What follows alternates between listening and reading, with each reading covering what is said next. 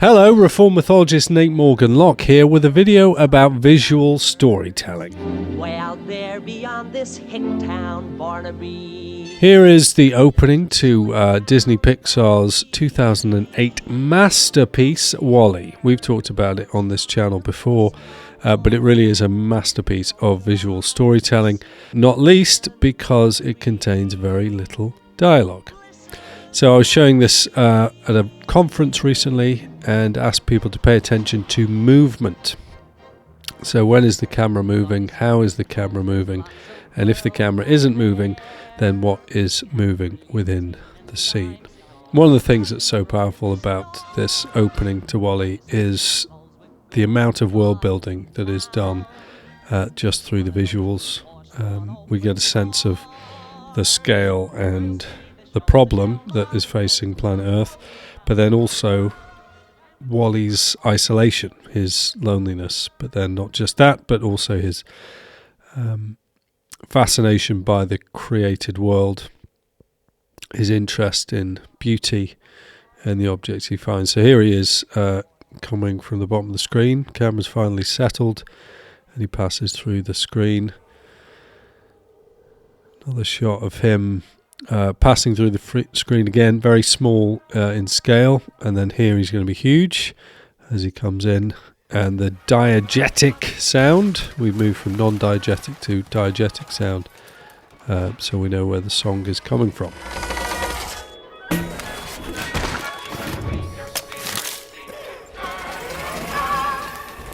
And there's his little pal. So far we haven't seen WALL-E's face.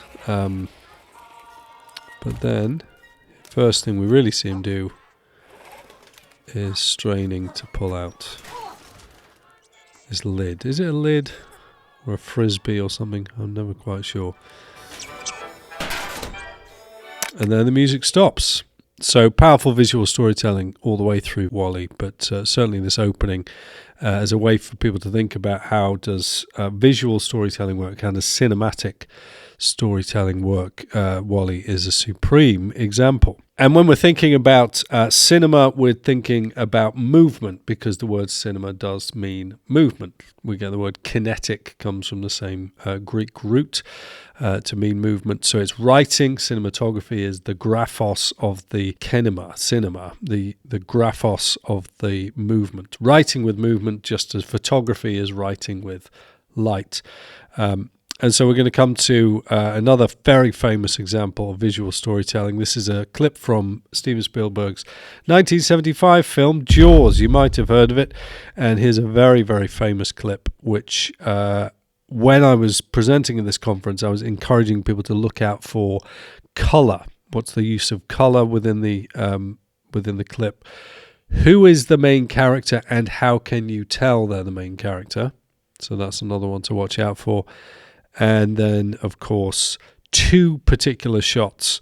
So one is a POV shot, obviously very famous and easy to spot.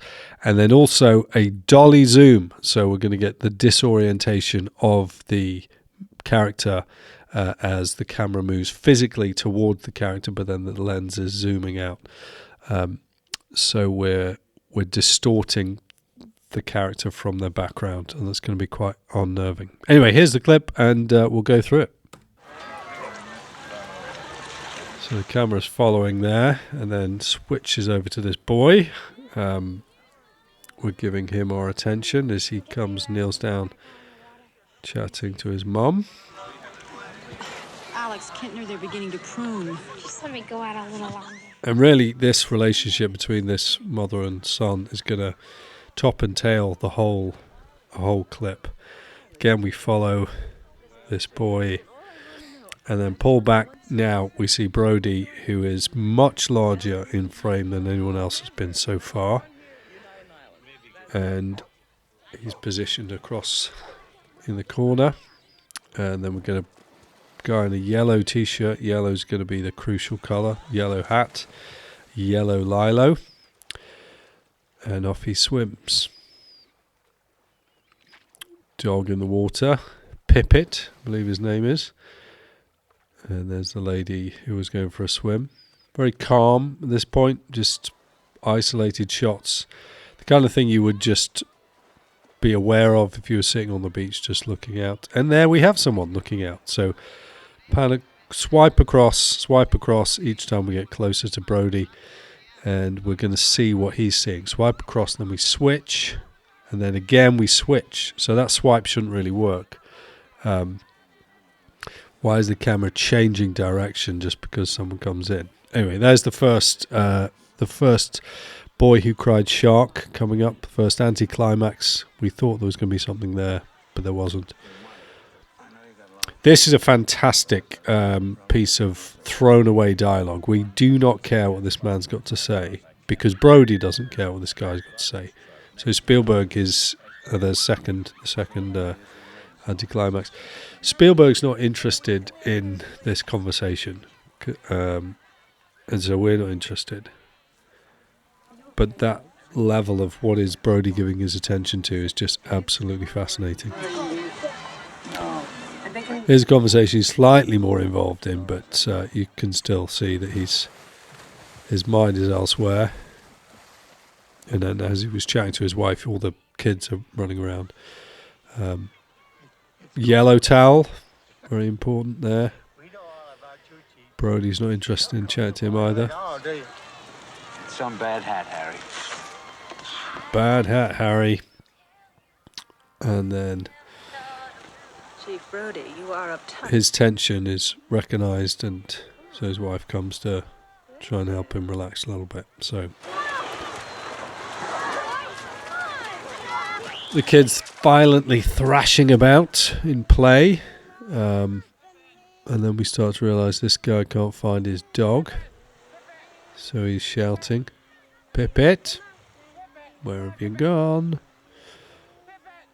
And there's the stick just floating. Here's the POV shot. So obviously Jaws is very well known for this. And was it because the mechanical shark didn't work properly? So this was a solution, an elegant solution. I think this might have been in the pipeline beforehand anyway, but there it is. There's the attack. People jump up, and there's some blood. But of course, the kids in close to the camera. There's the dolly zoom, but it's thrown away. It literally lasts for a second and a half, and then everyone comes running to the shoreline. Look how many people are wearing yellow. There's a yellow hat again. Yellow t-shirts. Gathering them out of the water. Bit of chaos, cameras moving about here, there and everywhere. And then we're going to follow Mum through the crowd till she's standing alone, looking around.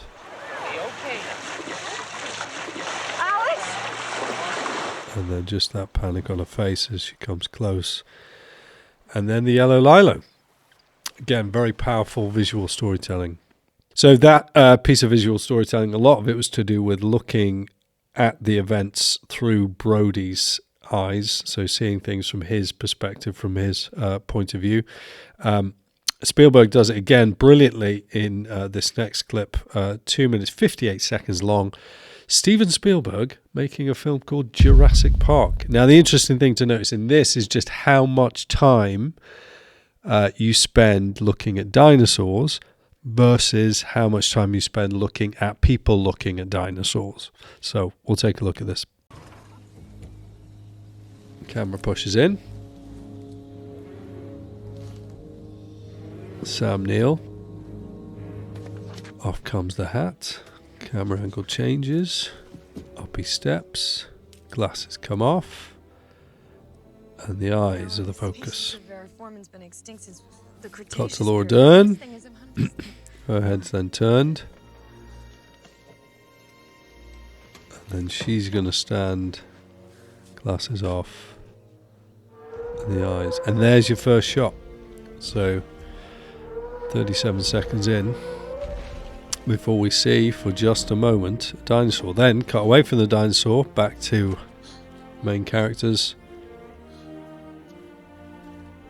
It's them taking in what they're looking at.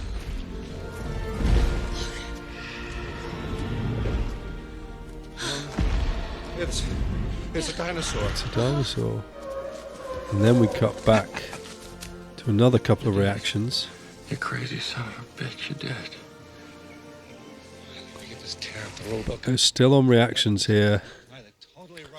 And so we as the audience, as we're watching these reactions, are being told how to feel about this. And not only are we being told about the spectacle of the dinosaur itself, we're being encouraged to think about the different types of characters that are involved. We're gonna make a fortune with this place. And there's the guy we're not supposed to like, because he's all about the money.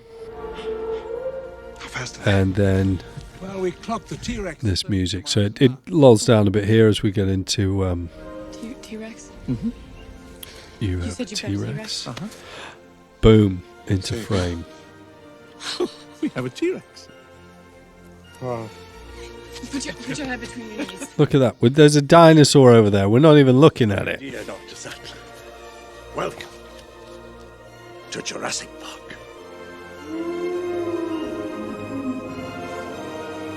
Oh, this music is just so good. And then finally, little Rukan figure there. Looking out across.